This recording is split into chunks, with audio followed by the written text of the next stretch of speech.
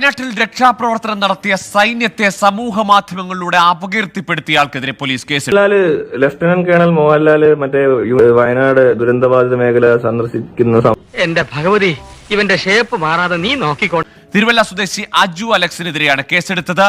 എന്റെ ഗതിയോ ഇങ്ങനെയായി, ഇനിയിപ്പോ നിന്റെയൊക്കെ ഗതി എന്താവുന്നു, എങ്ങനെയാവുന്നു ആർക്കറിയാം.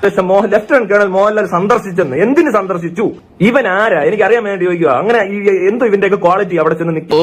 പൊതുവാൾജി എനിക്കിനെ ചോര കളക്കണ്ടട്ടാ. Cool down KRP, cool down. നമുക്ക് ഇവനെ നിയമപരമായി തന്നെ ഒതുക്കാം. തന്റെ കാര്യം ഞാൻ ഏറ്റു. ഏറ്റു.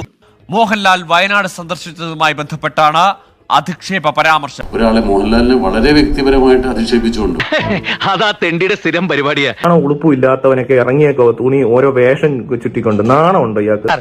ഇവനെ പോലത്തെ ദുഷ്ടന്മാർക്ക് പറ്റിയ സ്ഥലം ജയിൽ തന്നെ. അത് കേണൽ യൂണിഫോം ഇട്ട് വന്ന് കുറച്ചു നേരം കയ്യും കെട്ടി നിന്ന് മിണ്ടാതെ മടങ്ങി പോകാൻ ആരെ കൊണ്ടും പറ്റും.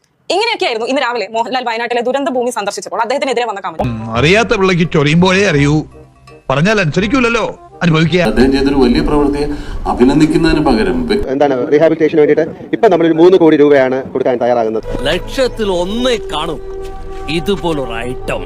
വ്യക്തിപരമായിട്ട് അദ്ദേഹത്തെ ഒരുപാട് അധിക്ഷേപിക്കുന്നത് കണ്ടപ്പോൾ ഒരു വ്യക്തി എന്ന നിലയിൽ, അദ്ദേഹത്തിന്റെ ഒരു സഹപ്രവർത്തകൻ എന്ന നിലയിൽ എനിക്ക് വലിയ വിഷമമുണ്ട്. നാട് മുഴുവൻ നിരങ്ങി നാട്ടുകാരെ മുഴുവൻ പറ്റിച്ചു നടക്കുന്ന ചില അലവലാദികളുണ്ട്.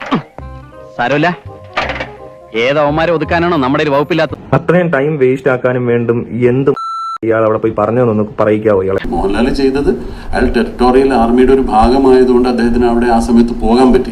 നിന്റെ വഴി അല്പം വളഞ്ഞുപോയി. നീ കാണിച്ച വിവരക്ക ടൂറിസ്റ്റോ ചുമ്മാ വായും പൊളിച്ചു പോയി നിൽക്കുക, അവരുടെ അത്രയും സമയം കളയുക. ഇവൻ മഹാ തെണ്ടി തന്നെ.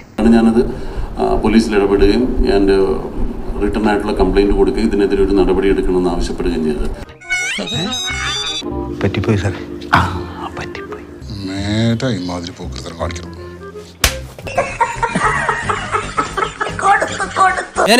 ഞാൻ പോകുന്നു. Bye bye.